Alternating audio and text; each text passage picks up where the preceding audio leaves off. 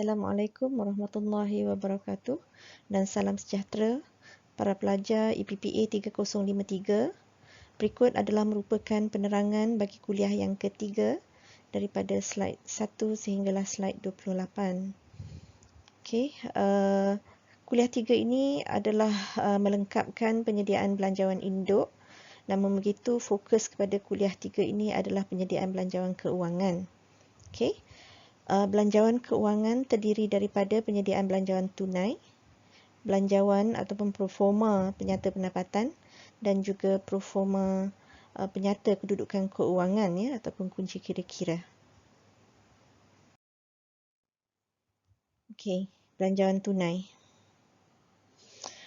Tujuan penyediaan belanjawan tunai pertamanya adalah untuk mengetahui kedudukan keuangan tunai ya bagi setiap tempoh masa.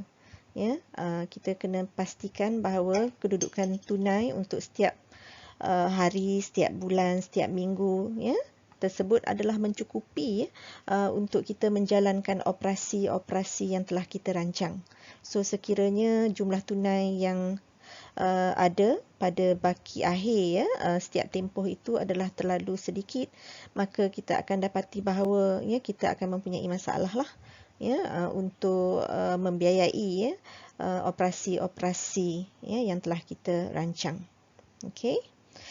Dan apabila kita mengetahui kedudukan tunai ini tadi, kalau sekadar mencukupi dan kita boleh biarkan begitu saja, tetapi ada kalanya terdapat lebihan ya tunai yang banyak ataupun kurangan ya tunai. So sekiranya setelah kita menyediakan belanjawan tunai, kita dapati bahawa terdapat kurangan tunai, kita tidak boleh membiarkan belanjawan tunai itu begitu saja.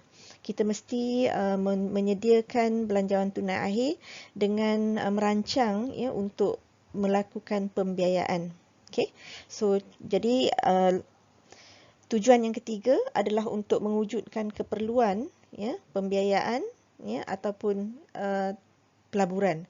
So maknanya kalau kita mempunyai kekurangan tunai, kita perlu merancang pembiayaan bila pinjaman harus dibuat untuk memastikan bahawa tunai itu mencukupi ya bagi menjalankan operasi bagi bulan-bulan tertentu.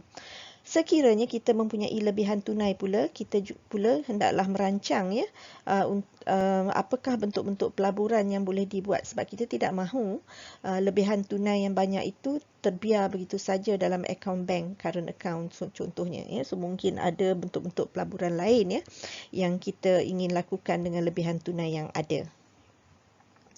Okey, keempat, mengkoordinasi ya, mengkoordinasi tunai ni dengan lain-lain modal kerja, hasil jualan ya, belanja pelaburan ya dan juga tanggungan lah ya, liability obligasi.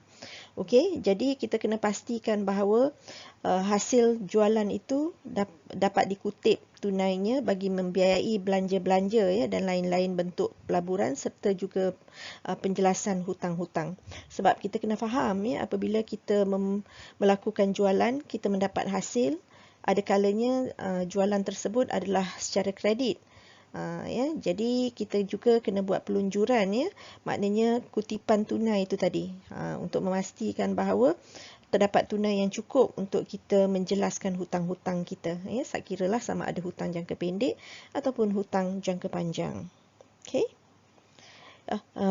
Yang kelima ya, yang kelima adalah mewujudkan pengawasan ya. So dia merupakan satu asas pengawasan yang berterusan ke atas kedudukan tunai. So maknanya kita kena kontrol ya setiap masa, kita kena di hujung period perakaunan nanti bila kita telah membuat pelaksanaan, kita haruslah membuat perbandingan ya, membandingkan di antara apa yang telah kita rancang dengan apa yang kita laksanakan. Kena tengok balik ya kedudukan tunai kita tu cukup ataupun tidak cukup, sebab ada kalanya dalam masa perancangan memang semua nampak cantik ya, tapi bila kita dah laksanakan, kita dapati ya berlaku ya kurangan tunai yang ketara ataupun lebihan tunai yang ketara.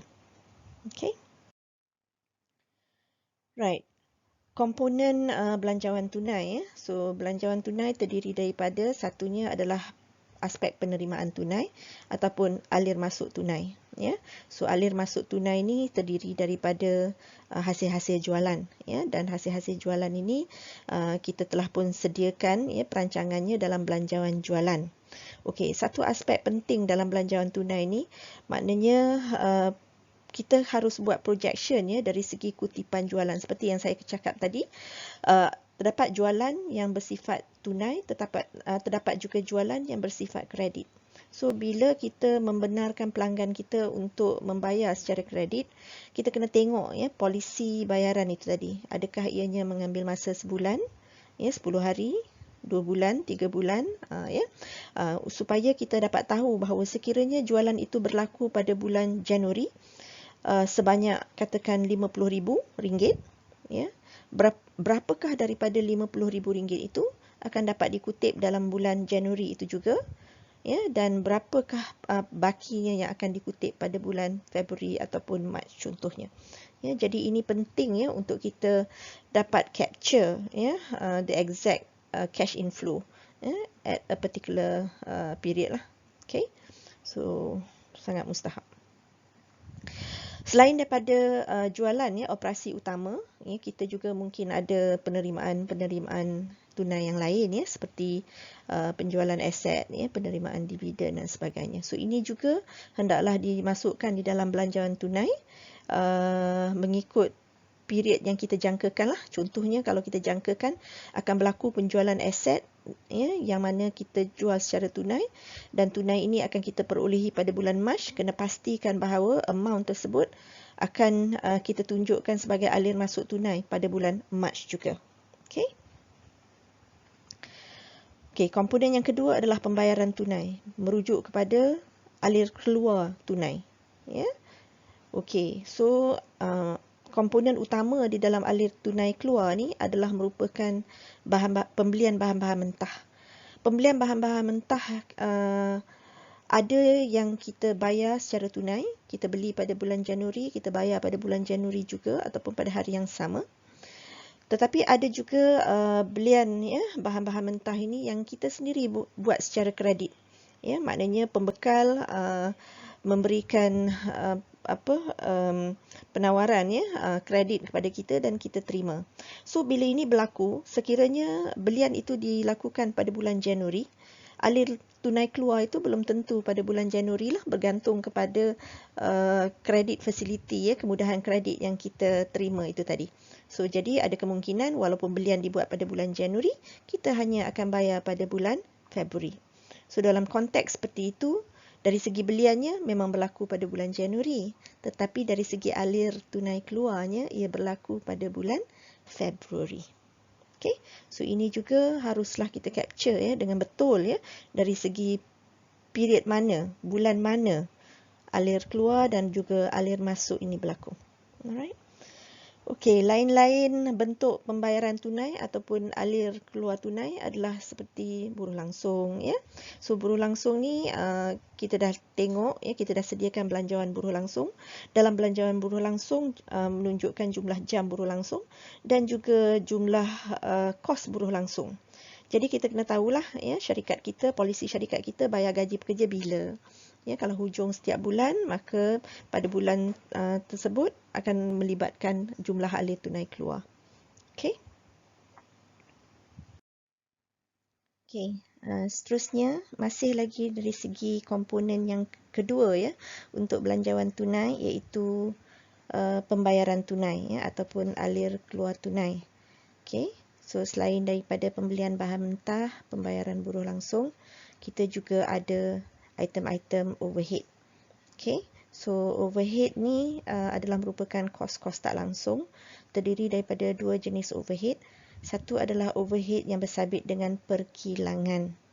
Okay, jadi belanja-belanja overhead perkilangan yang akan kita masukkan di dalam belanjawan tunai hanyalah terdiri daripada item-item tunai sahaja. Okay, jadi kena ingat ya, contohnya macam susut nilai. Susut nilai bukan merupakan belanja tunai. Jadi walaupun ianya merupakan belanja overhead, ya, overhead kilang, tetapi ia tidak boleh dimasukkan dalam belanjawan tunai kerana ia bukan merupakan alir tunai keluar. Okey. Sama juga contohnya seperti insurans prabayar. Insurans prabayar ini kita bayar lump sum ya, untuk penggunaan setahun.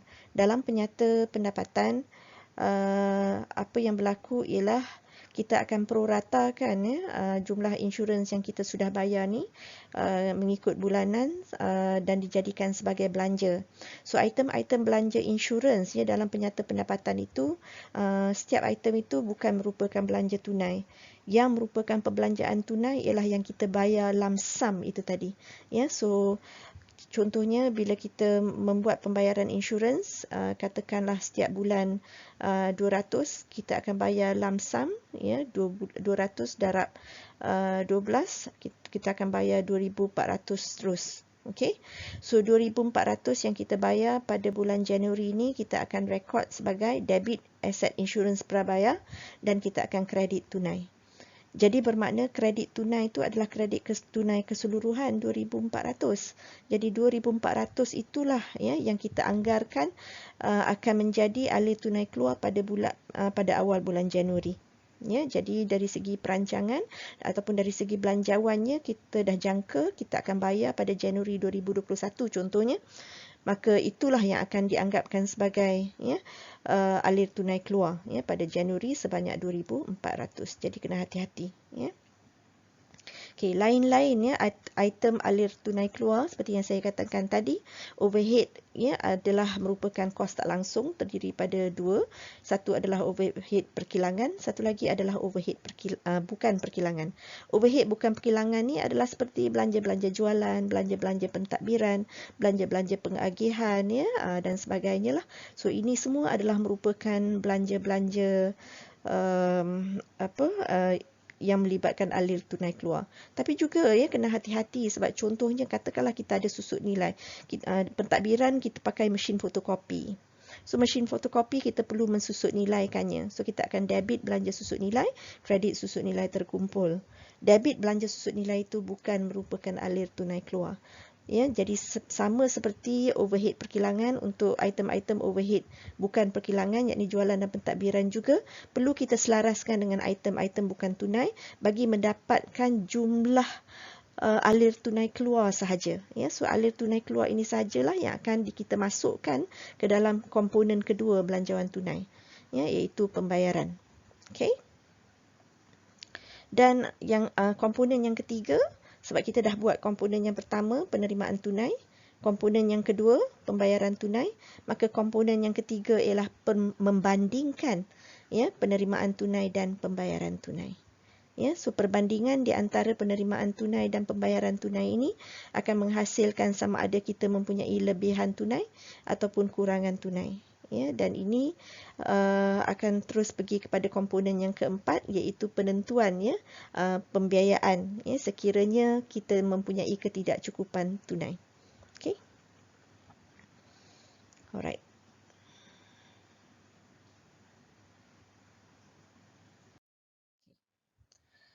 Okey, sekarang ni kita akan buat jalan kira ya.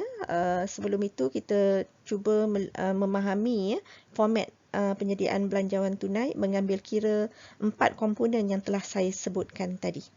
Ya, so di sini kita ada baki awal tunai ya. Kita mulakan dengan baki awal tunai. Kalau you buka buku-buku management accounting, ya, you akan dapati bahawa mungkin ada sedikit perbezaan ya, sebab ada dari segi format ya, ada buku yang mana formatnya baki tunai ni diletak di bahagian akhir, tapi saya lebih suka baki tunai awal ni diletak ya di bahagian yang pertama sekali. Alright. Okey, so kemudiannya kita akan campur dengan penerimaan tunai. Ya. So yang kita ini komponen yang pertama tadilah ya. Maknanya ini kita akan perolehi daripada jadual kutipan ya, tunai. Yakni jadual kutipan ni datang daripada projection ataupun pelunjuran peratus kutipan tunai daripada jualan yang kita buat. Sebab ingat jualan yang kita buat ni ada yang berupa jualan tunai dan ada yang berupa jualan kredit. Jadi kita kena kenal pasti ya, alir masuk tu berlaku bila. Okay. So baki tunai awal campur dengan penerimaan tunai, kita akan dapat jumlah tunai sedia ada. Okay. So itu adalah merupakan jumlah tunai yang kita ada. Kita akan bandingkan pula dengan pembayaran. Okay, pembayaran. Ya. Pembayaran ni, item-item pembayaran ini, kalau untuk belian bahan mentah, ya, kita akan sediakan satu jadual ya, jangkaan pembayaran tunai. Maknanya bahan mentah yang kita beli secara kredit tu, kita kena pastikan bila sebenarnya alir keluar tunai dalam bentuk pembayaran berlaku. Walaupun walaupun belian itu mungkin berlaku pada bulan Februari, tapi pembayarannya mungkin hanya akan berlaku pada bulan Mac. Okey, dan lain-lain lah bentuk pembayaran seperti buruh langsung, ya, overhead perkilangan, jualan pentadbiran, ya, lain-lain belanja. Ya. Akhirnya kita dapatlah jumlah pembayaran. Okey. So ini yang kita buat tadilah, ya. Kita ada 4 komponen. So kita akan membandingkan macam biasa penerimaan tunai dan juga pembayaran tunai untuk memperolehi lebihan ataupun kurangan tunai. Okay. So slide 6 kita akan mulakan dengan lebih sambungan ya, sebab dia sebenarnya bersambung tapi slide tak cukup, jadi saya pisahkanlah. So kita mulakan dengan lebihan dan kurangan tunai. So kita kena pastikan ya, terutama kurangan tunai ya. Jadi kalau katakan berlaku kurangan tunai pada bulan Januari, ini adalah merupakan perancangan. Jadi seolah-olah kita dah merancang kurangan tunai itu dan kita biarkan begitu saja. So bila sampai kepada pelaksanaan, apa akan berlaku? Memang betul lah ya, kita tidak akan ada kecukupan tunai untuk membiayai operasi. Kena hati-hati ya. Jadi untuk tujuan perancangan, belanjawan tunai ni tidak boleh dibiarkan sebagai kurangan ataupun defisit, tak boleh. Ya, kena prepare belanjawan tunai itu sehingga dia menjadi lebihan ataupun surplus. Cuma kita tak naklah lebihan yang terlalu banyak ya, ataupun surplus yang terlalu banyak. Pembaziran ya, tunai tersimpan begitu saja. So kita kena adjust accordingly. But the key thing is that our cash budget must never be left as a deficit. Yeah, because it's a budget, you cannot plan for deficit. If there should be a deficit, you must plan for financing. Ya, maknanya kita kena kita kena prepare dah bila pinjaman perlu dibuat. Ya, bila duit akan sampai. Ya, supaya akhirnya di hujung bulan tersebut akan dapat positive figure.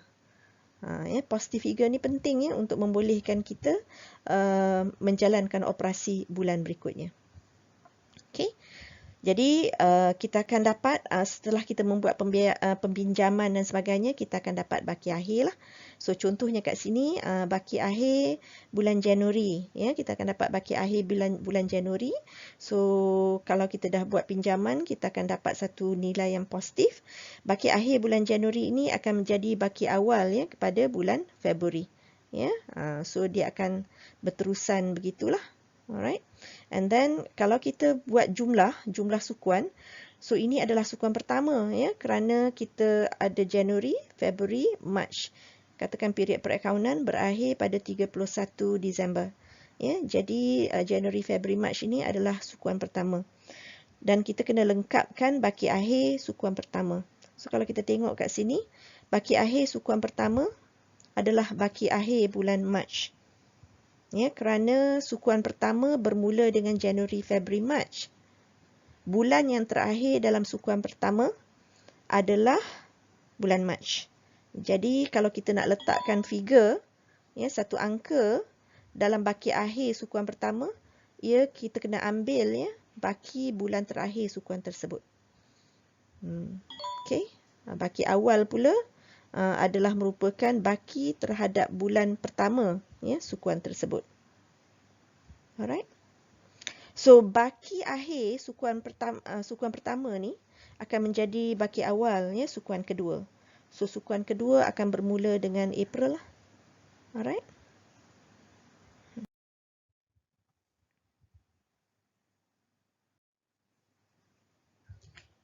Okay. Next, kita akan sediakan jadual kutipan tunai untuk jualan. Ingat ya, jualan yang kita laksanakan itu mungkin berupa jualan tunai, ya, mungkin juga berupa jualan kredit.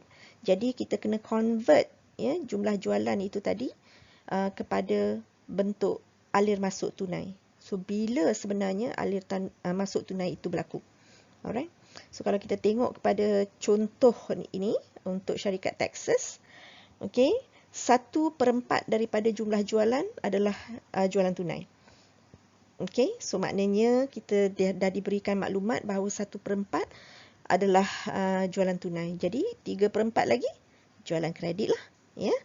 Okey, so 3/4 jualan kredit tersebut kita kena tentukan ya polisi kutipan syarikat Texas ni macam mana. Bila ya dari 3/4 ni akan dikutip. So kalau kita tengok kat sini 90% dikutip pada sukuan jualan dibuat. So maknanya tadi kita kata sukuan January, February, March. Okey. So bila jualan itu berlaku sama ada pada bulan Januari, February ataupun March, 90% daripada jualan kredit tersebut akan dikutip dalam sukuan pertama juga, yakni sama ada dalam bulan Januari, February, March. Baki 10% dikutip pada sukuan berikutnya. Jadi bermakna 10% daripada 3/4 tadi tu hanya akan dikutip sama ada pada April, Mei ataupun Jun. Ya, sebab April, Mei ataupun Jun ni jatuh pada sukuan kedua. Okey, contoh syarikat Texas ni adalah mengikut sukuan. Kadang-kadang polisi kutipan tu adalah secara bulanan. Jadi kita kena tengoklah ya, contoh yang paling sesuai, polisi yang paling sesuai untuk syarikat kita. Kalau you buat soalan tutorial contohnya kena tengoklah soalan tutorial tu bersifat sukuan ataupun bersifat bulanan. Okey, jadi kita just follow accordingly lah. Alright. Okey, data-data dari segi jumlah jualan. So, kita perolehi daripada belanjawan jualan. Ini contohnya untuk tahun 2020. Sukuan pertama RM10,000. Ya, RM10,000 sebenarnya. Ya, sukuan kedua RM12,000. Sukuan ketiga ya, RM15,000 dan sukuan keempat adalah RM20,000. So, ini adalah merupakan jumlah kutipan jumlah jualan, ya, jumlah hasil jualan. Okey, daripada hasil jualan ni kita kena tahulah ya berapa banyakkah kutipan tunainya. Okey, jualan pada sukuan keempat yakni tahun 2009 ya adalah sebanyak 18,000. Maksudnya apa ni? Maksudnya ini adalah merupakan baki akhir ya pada sukuan sebelumnya ya ataupun baki awal. Okey. Sukuan pertama tahun 2020. So maknanya kita kena tahulah jualan ini berlaku pada sukuan terakhir ya tahun 2019.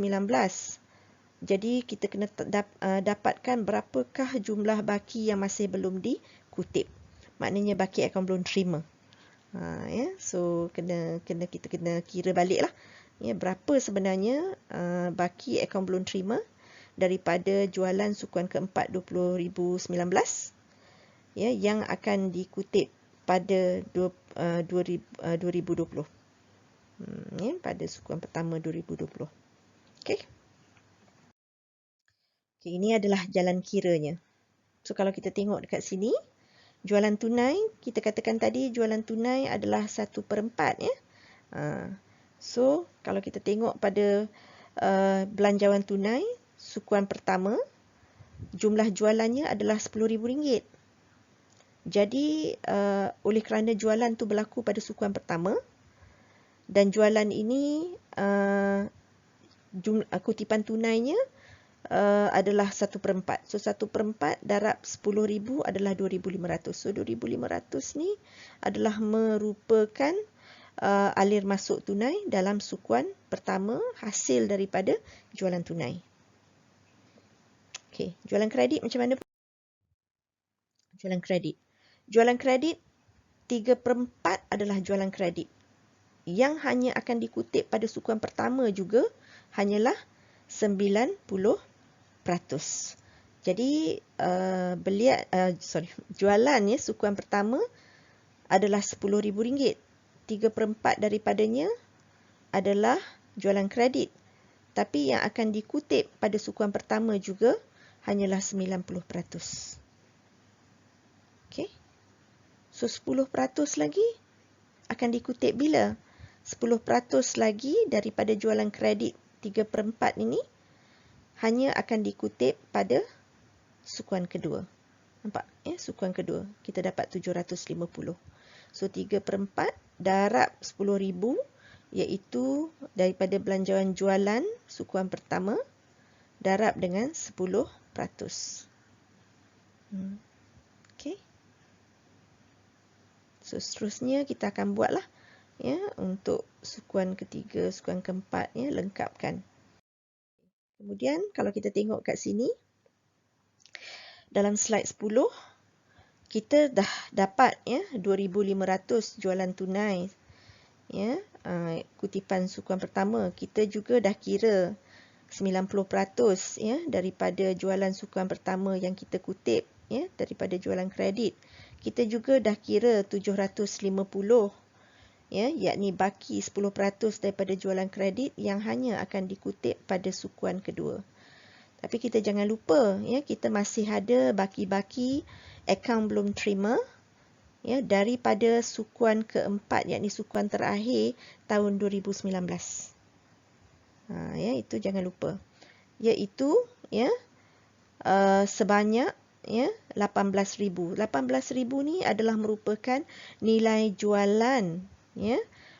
Nilai jualan ataupun hasil jualan pada sukuan keempat 2019.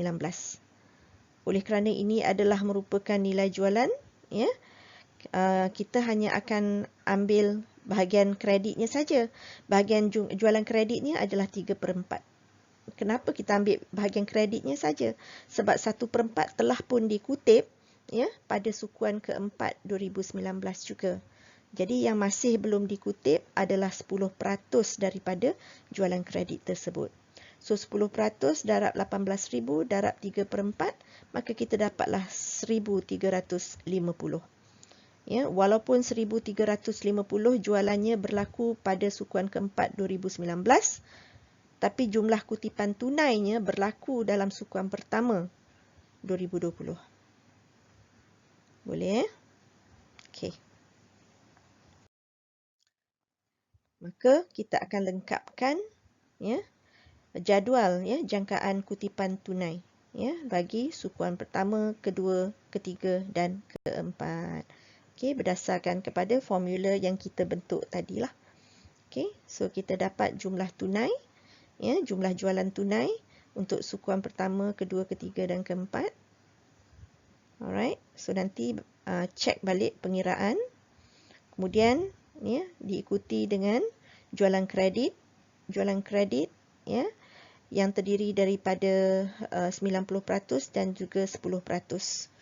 Okey, so kita tahu bahawa jualan kredit hanyalah 3/4 saja ya, tapi daripada 3/4 tu kita pecah lagi 90% dikutip dalam sukuan sama, sukuan di mana jualan dibuat, 10% dikutip ya pada sukuan berikutnya. Okey, dan akhir sekali kita akan dapatlah ya jumlah kutipan tunai daripada jualan. Daripada jualan tu, daripada hasil jualan tu maknanya termasuklah jualan tunai dan jualan kredit. Ya, yang mana kita dah convert kepada kutipan tunai. So ini akan menjadi input ya komponen pertama ya kepada penyediaan belanjawan tunai nanti. Okey, selesai jadual jangkaan kutipan tunai, kita akan pergi kepada the next. Ya, ini adalah merupakan dari aspek pembayaran pula. Ya, pembayaran bahan mentah, macam saya katakan sebelum ni, pembelian bahan mentah mungkin akan dibuat secara kredit. Jadi bila kita membeli bahan mentah secara kredit, kita kena buat projection lah bila sebenarnya pembayaran dalam bentuk tunai itu berlaku. Okey. Contoh syarikat Texas. Belian bahan adalah secara akaun ataupun secara kredit. Bila dia cakap macam tu maknanya 100% ya daripada aktiviti pembelian bahan mentah bagi syarikat Texas ni semuanya dibuat secara kredit. Tak ada belian tunai. Ya, belian bahan mentah tak ada yang dibuat secara tunai. Okey, jadi ini bergantung kepada polisi syarikat lah. Ya. Untuk syarikat Texas begini. Okey. Syarat pembayaran, ya, sebab kita dah beli secara kredit, bila kita akan bayar? 80% dibayar dalam sukuan di mana pembelian dibuat. So, maknanya kalau belian dibuat pada bulan Januari, ya, by March, habis 80% dibayar. Ya. Okey, so kalau macam tu, balance-nya 20% bila? 20% ni mungkin akan dibayar pada bulan April, Mei ataupun Jun. Macam itulah. Alright. So, kita dapatkan data-data jumlah belian, ya, jumlah belian bahan mentah. Data untuk 2020 sukuan pertama RM4492, sukuan kedua RM5176, sukuan ketiga RM6480 dan sukuan keempat adalah RM6904. Okey. Ini sebenarnya data-data jangkaan, ya. Okey. Untuk belanjawan belian 2020. Okey. Macam tadi juga, macam jualan juga, kita juga ada baki akaun belum bayar. Ya. Kita beli bahan mentah, masih ada baki akaun belum bayar untuk belian-belian yang kita telah buat pada sukuan keempat 2019. Okey, kerana yang kita akan bayar pada sukuan keempat 2019 hanyalah 80%.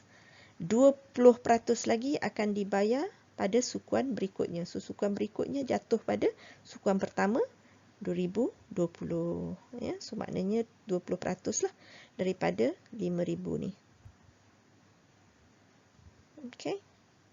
So, kita tengok jalan kira, ya. Okey, kita lihat jadual pembayaran tunai untuk belian bahan mentah, ya, bagi syarikat Texas. Okey, kalau kita lihat kepada item belanjawan tunai, untuk sukuan pertama, sukuan kedua, sukuan ketiga dan sukuan keempat semuanya kosong. Kenapa, ya? Sebab polisi pembelian bahan mentah bagi syarikat Texas menetapkan bahawa semua belian bahan mentah dibuat secara kredit. Okey, so kita tengok pula kepada belian kredit 100%, ya, dipecahkan kepada 80% yang akan dibayar, ya, dalam sukuan di mana belian dibuat. Manakala baki 20% lagi, kita hanya akan bayar dalam sukuan, ya, berikutnya. Okey, so kita tengok jalan kira untuk 3,594 ni. Okey, so 80% daripada belian yang dibuat, ya, dalam sukuan pertama itu sendiri. Sukuan pertama tahun 2020. Okey, so kita ambil daripada belanjawan pembelian bahan mentah. Ya, so nilai dia 4492 darab dengan 80%, itulah yang akan kita bayar, ya, dalam sukuan pertama. Baki 20% daripada 4492 ni, ya. Baki 20% daripada 4492 ni kita hanya akan bayar pada sukuan kedua. Ya, sebab itu adalah polisi, ya, pembayaran tunai lah, ya, untuk belian bahan mentah. Okey, kita kena ingat, kita masih ada akaun belum bayar, ya, dalam tahun 2019, sukuan terakhir. Okey, so kita ada baki 20% lagi terhadap, ya, nilai belian bahan mentah yang kita buat pada sukuan terakhir, ya, yakni sukuan keempat 2019. So, nilainya 5,000 darab baki 20%, maka kita dapatlah 1,000. Jadi 1,000 ni walaupun ia adalah merupakan belian, ya, pada tahun lalu, tapi pembayarannya hanya akan dibuat, ya, dalam sukuan pertama, ya, tahun 2020. Okey. So, perkara yang sama kita akan repeat baliklah untuk sukuan kedua, sukuan ketiga dan sukuan keempat bagi melengkapkan, ya, jadual pembayaran tunai ini. Okay, so slide 15 kita nampaklah, ya, semuanya telah pun lengkap, ya, kita sudah pun masukkan yang 80% dan juga yang 20%-nya. So kita akan dapat jumlah, ya. Okey. Ini adalah yang 80 dan 20% dan kita akan dapat jumlah. Ini jumlah pembayaran. Ya, so ini akan masuk ke dalam komponen kedua belanjawan tunai nanti. Okay. Right. So ini pula adalah bahagian pembayaran juga ya, tetapi melibatkan belanja-belanja yang jualan dan pentadbiran. Belanja-belanja jualan dan pentadbiran ni yang saya katakan dalam kategori overhead bukan perkilangan. Ya, belanja-belanja tak langsung bukan perkilangan. So selain daripada belanja-belanja perkilangan, so kita akan sediakan jadual kutipannya sendirilah, sebab belanjawan belanja jualan dan pentadbiran ni kita memang dah sediakan ya, sebahagian daripada penyediaan belanjawan induk. Tapi belanjawan belanja jualan dan pentadbiran dia termasuk ya semua belanja-belanja bukan tunai. Sekarang ni kita nak sediakan input kepada belanjawan tunai. Jadi kita kena buat adjustment. Kita kena buat pelarasan terhadap item-item belanja yang bukan tunai. Pastikan bahawa item-item tersebut hanya terdiri daripada item-item tunai sahaja. So kita ada kat sini jumlah belanja berubah untuk jualan dan pentadbiran. Kita ada jumlah belanja-belanja tetap. Okey, untuk belanja jualan dan pentadbiran. So saya fokus ya kepada item belanja bukan tunai. So kita ada satu item belanja bukan tunai di sini, iaitu belanja susut nilai, ya, susut nilai jualan dan pentadbiran. So mungkin ada mesin di bahagian mesin fotokopi, ya, contohnya di bahagian jualan ya dan pentadbiran ya. So ini adalah merupakan belanja tempoh lah, tapi kos tempoh, tetapi juga dia merupakan belanja bukan tunai. So mestilah kita buat adjustment. So kalau kita tengok slide 17, okay, slide 17 jadual yang sama, tapi bahagian bawahnya kita akan buat adjustment. So kalau kita tengok daripada jumlah asal ya 1820 jumlah belanja ya, 1940 dan seterusnya, ini kita ambil daripada slide 16. Kemudian kita akan tolak dengan belanja bukan tunai. Ya, kita akan tolak dengan belanja bukan tunai, yakni belanja susut nilai tadilah. Dan akhirnya barulah kita akan dapat pembayaran tunai sendiri daripada item belanja jualan dan pentadbiran. Ya, so ini pembayaran tunai bagi jualan belanja jualan dan pentadbiran. So ni item-item belanja lah. Tapi belanja ni adalah merupakan belanja yang terdiri daripada belanja tunai. So bolehlah kita masukkan dalam belanjawan tunai kita sebagai alir keluar.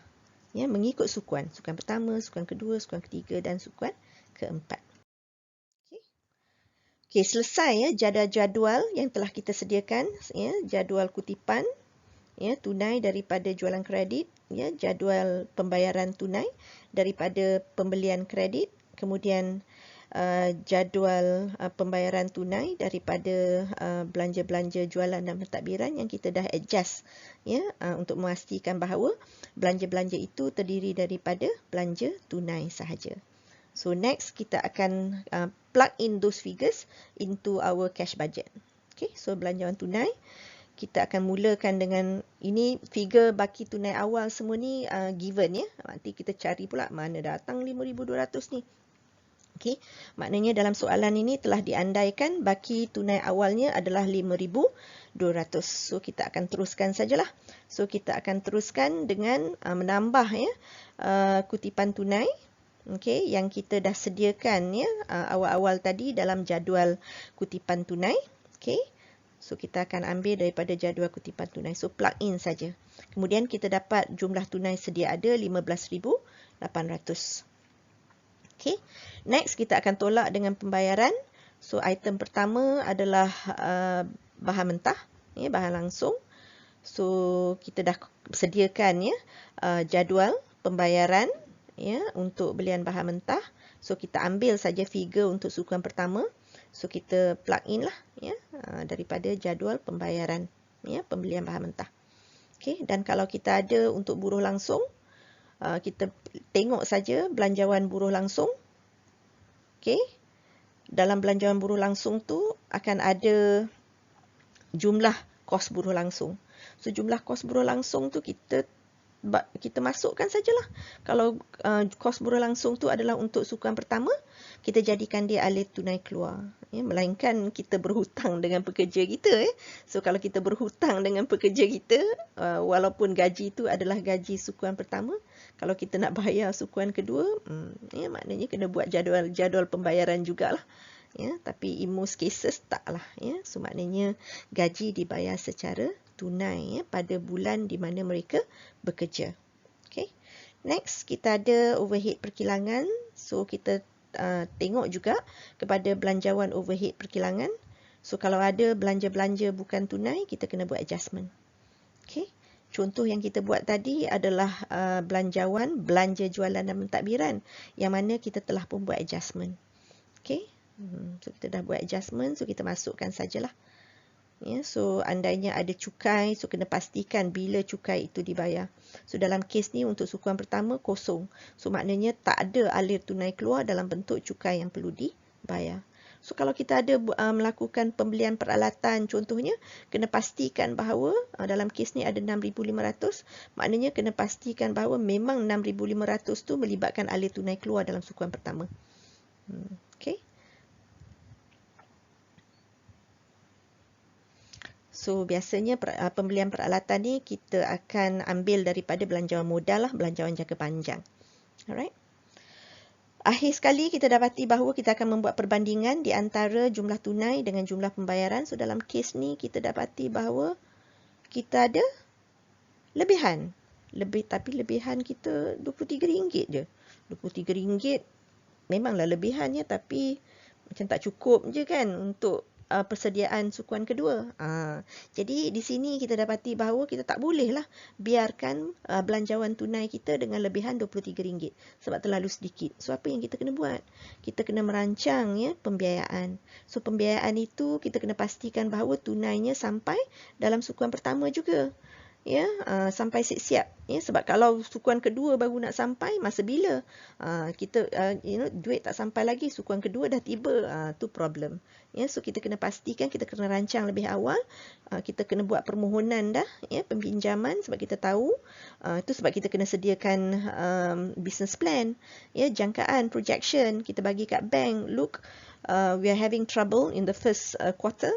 But for the second subsequent quarters, things are looking good. So mungkin bank kata, oh okay, boleh bagi pinjaman. Macam itulah. Yeah, so you've got to prepare a good cash budget. Okay, cash flow statement, cash flow budget lah. Yeah, sorry. Okay, so next, ya, kita akan follow up. Perhatikan, ya, kita ada lebihan kurangan 23. So saya akan slide 19 kita akan sambung lah, ya, dengan lebihan 3 ni. Okay. So kita ada lebihan slide 19 ni, nampak kita fokus kepada 23 disebabkan Texas menetapkan baki minimum 1,000, ya. Sebab apa? Sebab baki minimum 1,000 ni dirasakan cukuplah, ya, untuk pembiayaan sukuan-sukuan berikutnya, sebab nanti dalam sukuan kedua pun ada hasil juga. Ya, ada, ingat belanja untuk syarikat Texas dia ada buat jualan tunai. So kalau dia ada buat jalan tunai, so kita tahulah akan ada alir masuk. Jadi tak perlulah kita simpan tunai yang begitu banyak, ya, pada sukuan sebelumnya. Jadi syarikat Texas telah menetapkan 1,000 dah cukup. Jadi minimumnya 1,000. So mungkin pinjaman adalah pada angka bulat. So mungkin kita nak pinjam 1,000 juga. Okay. Right. Seperti saya katakan tadi, kita akan mulakan dengan lebihan kurangan RM23. So pinjaman adalah sebanyak 1,000. Ya, pinjaman dibuat dalam gandaan 1,000 dan kita terpaksa membayar caj pinjaman sebanyak 12% setahun.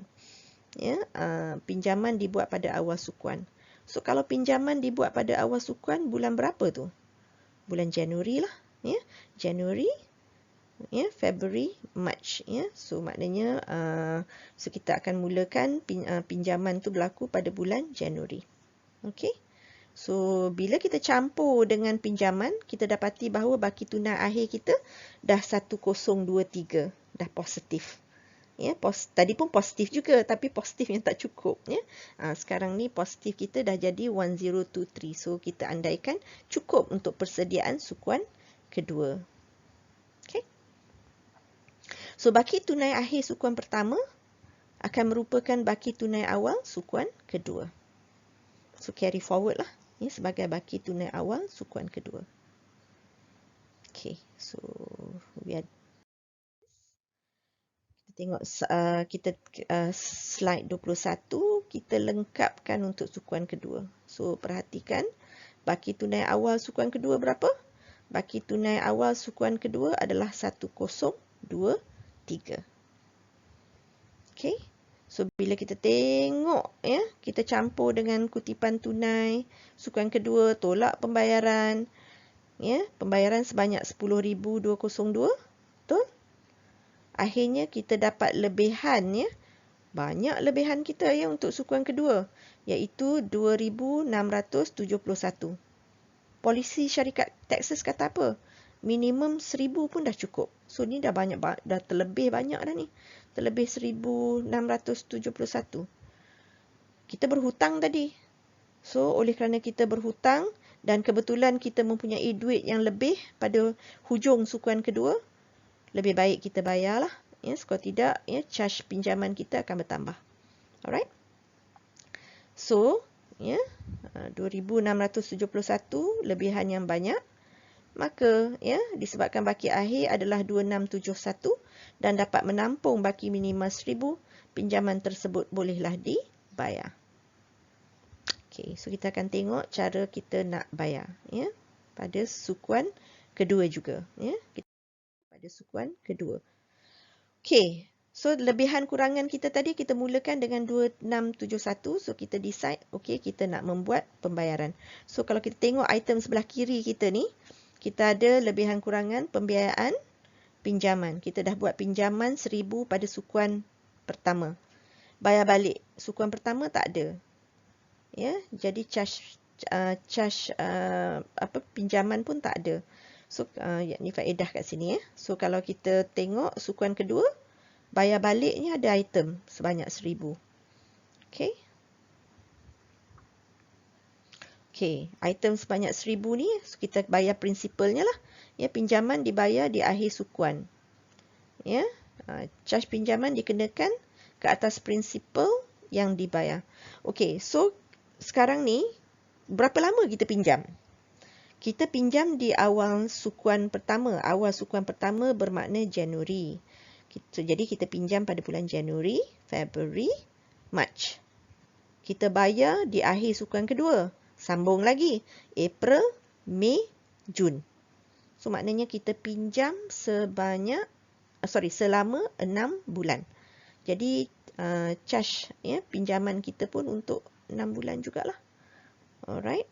So pengiraan, ya, faedah ataupun charge khidmat pinjaman kita, ya, adalah sebanyak 12% setahun. Ya, so 12%, 0.12 times, ya, the principal amount, ya, that we've borrowed, 1,000, but multiply by the number, the duration, ya. So 6 months divided by 12. Kenapa divided by 12? Sebab kadar faedah tu adalah 12% setahun. Ya, tapi kita hanya pinjam separuh saja, ya, selama separuh saja. So it's 50% lah, 6/12. 6/12, ya. So kita dapat RM60. Ya. Jadi kita kena bayar 1,000 dan RM60 ni pun kita kena bayar juga. Akhirnya 2,671 tolak 1,060, masih ada baki akhir, ya, sebanyak 1,611. Okeylah, ya. Baki minimum kita 1,000. So kita dah tak ada hutang, tak ada apa. So kita boleh kekalkan saja. So baki tunai akhir sukuan kedua ini akan menjadi baki tunai awal sukuan ketiga. Okay, so kita akan lengkapkan, ya, seterusnya, dan kita akan tengok, ya, nanti pelajar boleh cuba lengkapkan sendiri dan tengok, ya, akan ada tak defisit anywhere, ya. Okay, so slide 23 ni adalah merupakan sambungan ya kepada syarikat enterprise yang kita dah buat dalam kuliah kedua, ya, yakni belanjawan operasi, ya, iaitu menekankan kepada belanjawan jualan dan juga belanjawan belanja-belanja yang lain lah. So nanti pelajar boleh tengok sendiri, ya, reflect balik apa yang berlaku dalam kuliah kedua. So slide 24 seterusnya ni hanyalah merupakan sambungan sahaja. Okay, so go back and cuba tengok balik flow. Some of the figures are actually given figures, ya, but kita akan maknanya contoh yang diberikan disediakan untuk belanjawan tunai, penyata pendapatan dan juga penyata kedudukan kewangan. Okay, so sampai di sini saja. So berakhirlah ya kuliah ketiga. So moga-moga penerangan saya ni memberi manfaat kepada semua pelajar. Okey, sekian. Terima kasih.